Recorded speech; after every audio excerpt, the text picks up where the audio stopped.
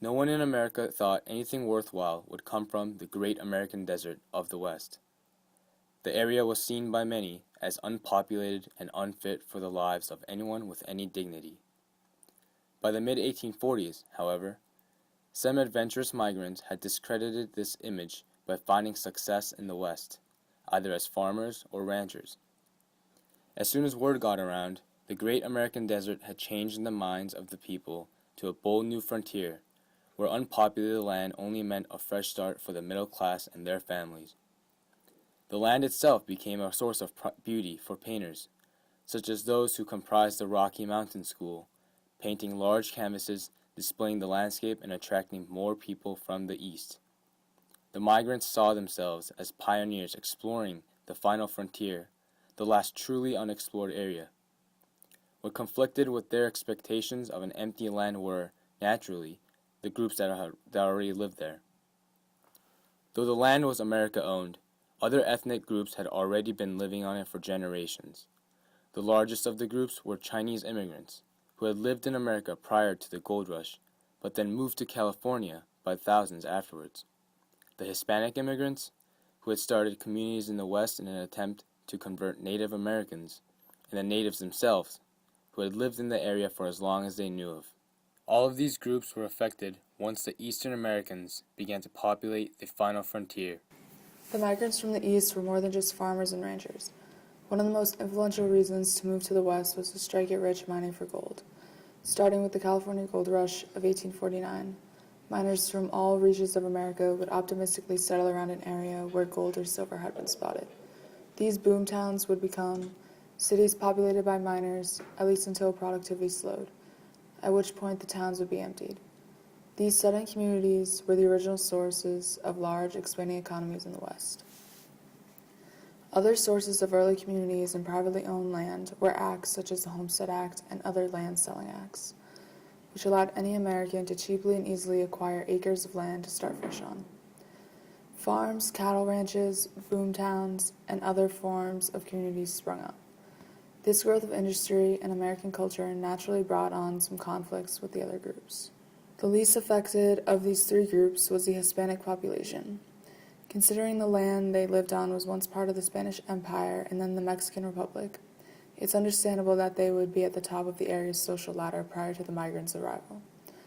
But the land was part of America now, and the treatment given by the Anglo-Americans reflected that. The Hispanics lost their social status, and in many cases their land, to the newcomers from the East. Any Hispanic who retained his or her previous authority was excluded from the giant American economic boom of ranchers and miners.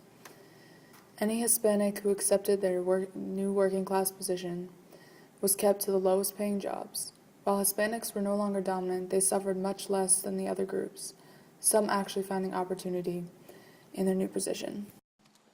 Hola, me llamo José. Es mi casa. Soy de Mexico. The Chinese also found opportunity as a working class.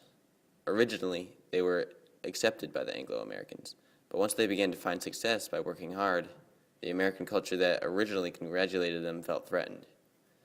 Foreigner taxes began to get passed to prevent Chinese from immigrating in anymore, or prospecting for the dwindling supply of rare metals. This restricted the Chinese to working on the railroad. The expanding Americans needed to build up their modes of transportation, and the Chinese worked for little pay and never unionized.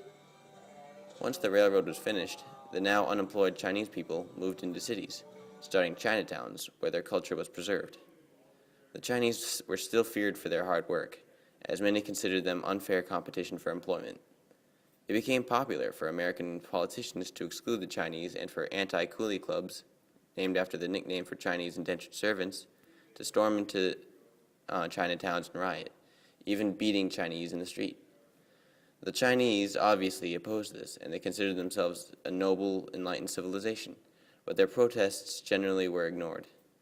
The government even passed the Chinese Exclusion Act, making Chinese immigration illegal and not allowing Chinese already in America to be natural citizens. The majority of the conflicts were found in the interactions with Native Americans, however. The natives were, at the time, already in a bad situation. Many tribes in the West had actually originated in the East before being forced out, and were now targets yet again, while other tribes had always lived in the plains. A large amount of natives were still vulnerable to certain diseases, such as smallpox. The culture of Plains Indians also depended heavily on the use of buffaloes for many purposes, from food, clothes, and tents to fuel, which meant the natives were quite affected by the near extinction of the buffalo thanks to the Anglo-American hunting and destruction of buffalo food sources. Finally, the natives weren't as technically advanced, and the conflicts between them and the frontiersmen usually ended as a massacre. The whites' main attempt to get the natives out of the way and make room for expansion was to force them to move into two large reservations in Oklahoma and the Dakotas. Once natives resisted, battles usually erupted, such as the Sand Creek Massacre, where 133 natives were unjustly killed under a flag of truce. And the Battle of Little Bighorn, the only major battle won by natives, not that their victory meant that they could stay out of the reservations without being hunted down. Overall, the natives were trampled by the expanding white culture, traces of them barely surviving the attempts to assimilate them or wipe them out. A lot of history went behind the making of our country, and it's all we can do to look back on it and learn from it, so we may choose our own future.